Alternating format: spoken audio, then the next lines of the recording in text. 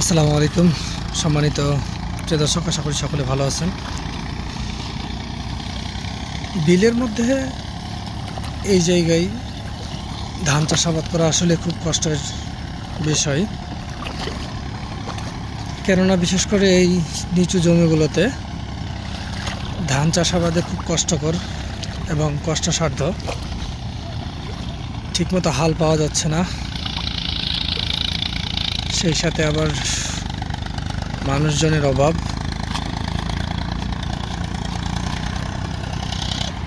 আবার ধান রোপণ করলেও ঠিকমতো চাষাবাদ করলেও পরবর্তীতে কেটে নিয়ে যাব, এমনও তো অবস্থায় যদি বন্যার পানি ঢুকে তাহলে আবার ডুবে যাবে সব কিছু।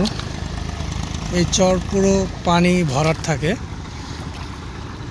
বিশেষ করে আষাঢ় মাস যখন পড়ে অতিরিক্ত বৃষ্টিপাত হলে ধান পর্যন্ত ডুবে যায়।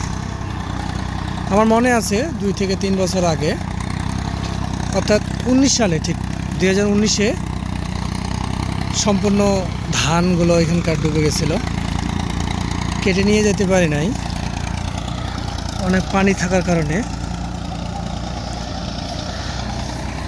আর চাষ না করলে ফালাই তো রাখা যাবে না, ফালা রাখলে ওই ধরনের আবার প্রচুর পানায় আক্রমণে পড়তে হয়, যার কারণে চাষ করতে হচ্ছে।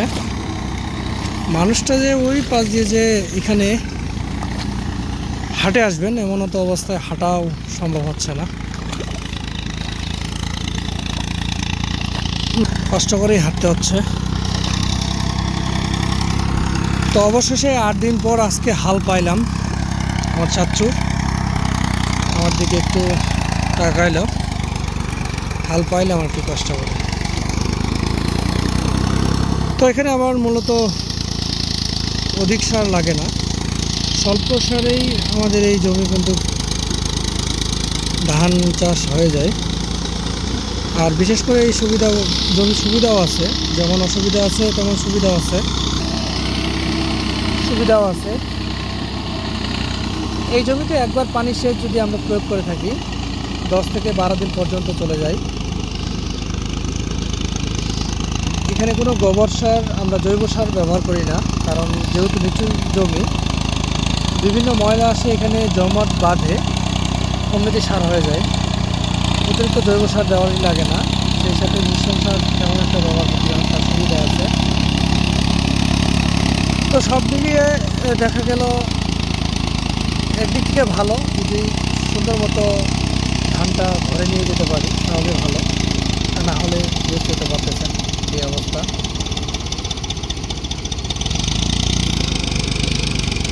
দেখেন এখানে কিন্তু সাধারণ গাড়ি হাল চাষাবাদ করতে পারবে না, যদি না লোহার চাকা ব্যবহার না করে।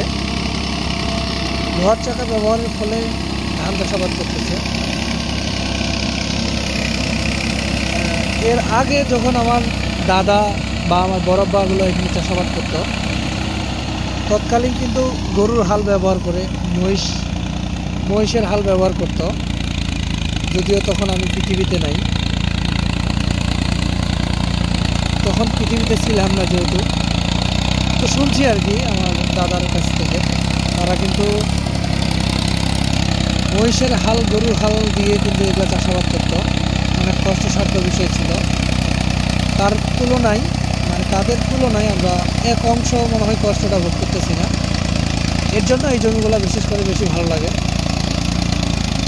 বর্তমানে আধুনিকতার ছোঁয়ায় দিন দিন প্রযুক্তির উন্নয়নে আমাদের অনেক অগ্রসর হচ্ছে,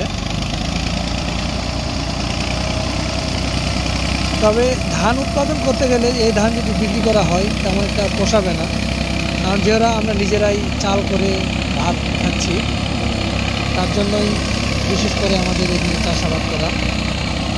আর যদি আমরা মার্কেটে বিক্রি করি, বাজারজাত করি, তাহলে কিন্তু পোষাবে না, কারণ যে পরিমাণে খরচের সম্মুখীন হচ্ছি সে পরিমাণে খরচ তো আমরা পোষাবে না। আমরা যদি সম্পূর্ণ ধান বিক্রি করে দিই তারপরেও কিন্তু আমাদের পোষাবে না, যার কারণে আমরা নিজেরাই চাল করে ভাত খাচ্ছি, এর জন্য বিশেষ করে সুবিধা।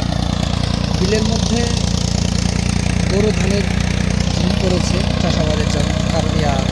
চাষাবাদের।